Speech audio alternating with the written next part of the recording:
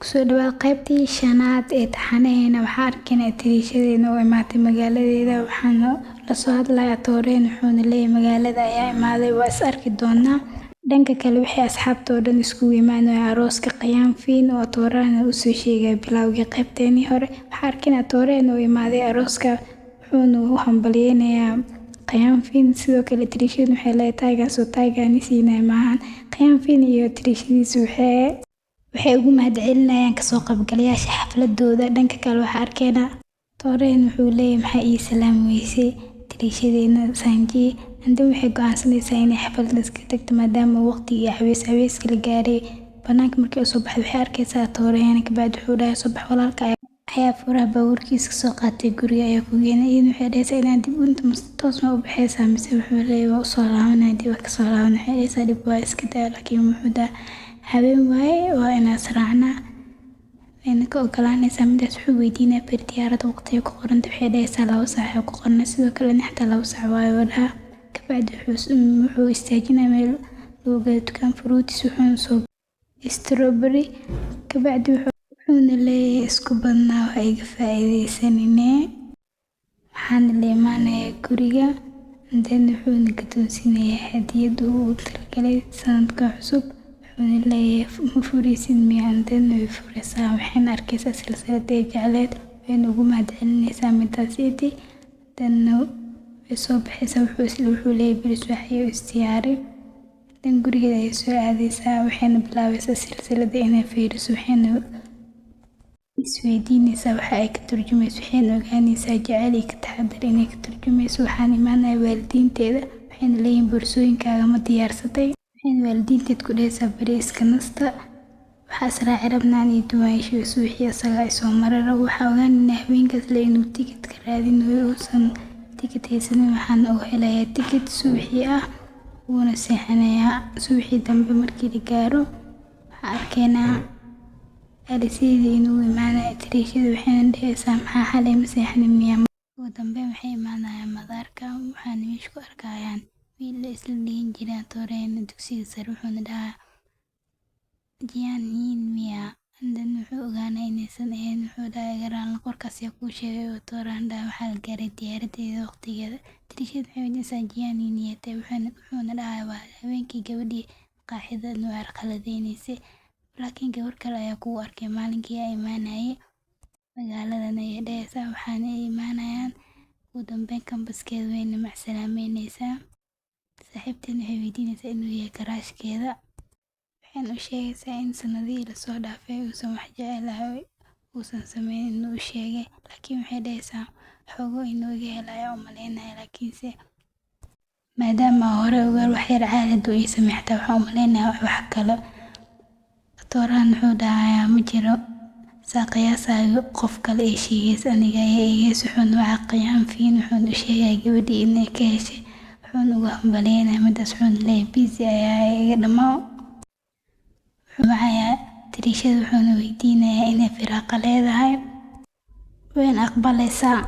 Asxaabteena waxay weydiinayaan waxa jiro waxaana u sheegaysaa inay garaashkeeda dating u socdaan. Ookiyaalaha wadatan waxaa ugu wacayna miskiin waxay dhahaysaa Jamin ma wax idinka dhexeyn iyada ma ina garaash leeyahay xataa wuu ogyahay. Dhahaysaa dhanka kale waxaa arkaynaa mashruuc ay soo diyaarinayaan in tijaabooyin yar in lagu sameeyo u baahan yihiin geemkooda si u soo bandhigaan. Wuxuuna u imaanayaa tiriishada kambaskeeda waxayna asxaabta u sheegayaan inuu imaaday. Way u soo baxaysaa wuxuuna dhahayaa maanta aad baad u qurux badantay waxaana kaloo u baahanay inaa qofku baro.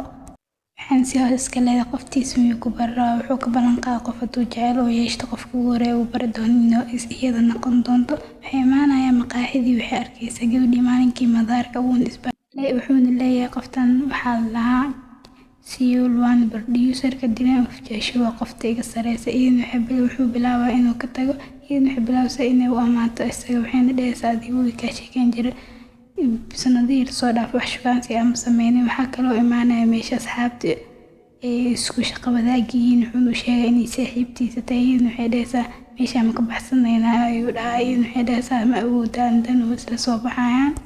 Waxayna u sheegaysaa inaysan baahi ahayn wuxuuna dhahay waxaa aadaynaa tiyaatarka. Waxayna imaanayaan tiyaatarka waxay soo gadanaysaa shaah laakiin shaah waxaa lagu soo bedelayaa mid caanaha xasaasiyad ay ka qabtay caanihii markay cabto wajigeeda nabro uu soo baxay, wuxuuna u soo wadayaa isbitaalka, wuxuuna u soo qorayaa daawooyin.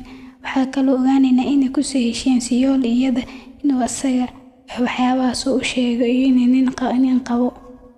Wuxuuna soo xasuusinayaa markuu caanaha siinayo, wuxuu dhahaa caanaha aan ku siinayo maalinkaas ku samaysay in waxay dhahaysaa gabar isku galaasna ayaa cabtay.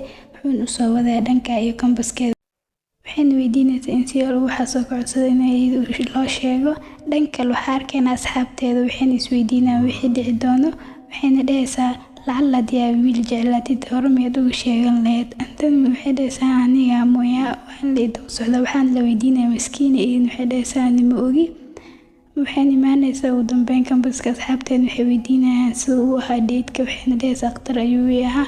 Maalinkii xig waa maalinkii dhalashadeeda. Jaamina meesha ku arkaa wuxuuna siinayaa gifti.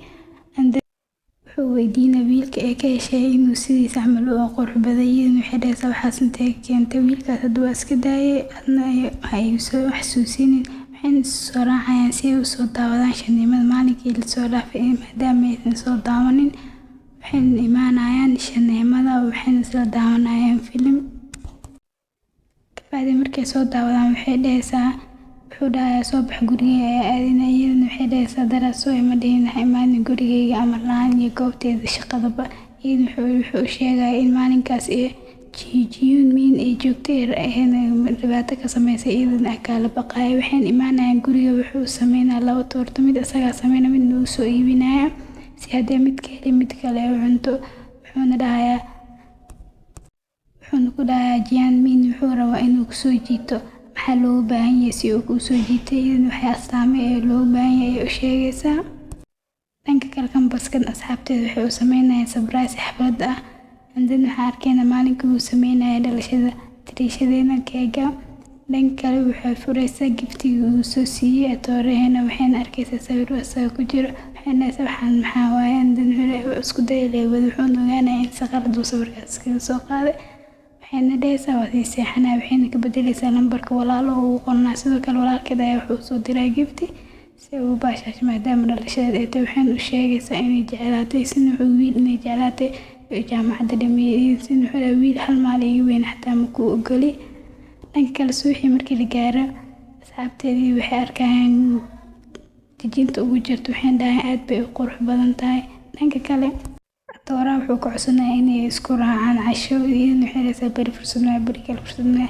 Marka ugu dambeyn way ka aqbalaysaa. Maalinkii ugu horeysay markii ay isku soo raacaan wuxuu sheegay inuu mashquulsan yahay systemku wax ka qaldan yahay meeshii shaqadiisa uusan u imaan karin. Ayay dhahaysaa guriga iskaga soo laabo. Asxaabteeda waxay ogaanayaan inuu baajiyay dheedkii.